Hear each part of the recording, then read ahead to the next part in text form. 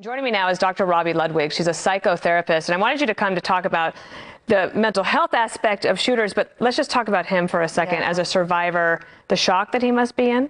No, it's traumatizing, and it is so painful to watch these victims and these survivors. And on the one hand, statistically, we think, oh, they survived, isn't that wonderful?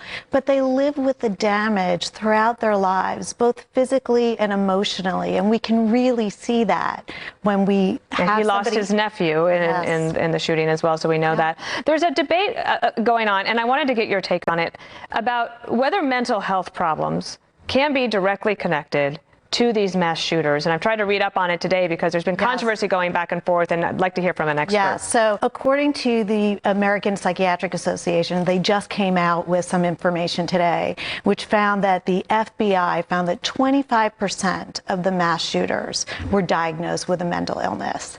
And even if you go further back, it's a small percentage, and only 3 were psychotic. So to make it overly reductionistic and scapegoat this population, we really want to be careful and not do. First of all, we don't want to interfere with people getting the mental health treatment that they need. We don't want to stigmatize people who have a diagnosis and make the public think that they're dangerous. That's just simply not the case. What about the fact that a lot of people who, like the Las Vegas shooter, he was never diagnosed as anything, but could he have been mentally ill? Like for us to understand how somebody could shoot someone, do you have to be, is there something wrong with you? Well, clearly there's something wrong, and when somebody behaves that way, you want to look at what got them to be so rageful and destructive. He could have had a rage problem. Sometimes destructive rhetoric can But get that wouldn't be classified as a mental illness? Maybe not. Okay. And a lot of these people don't self-select and get the treatment that they need. And some people that have mental illness, they will self-harm.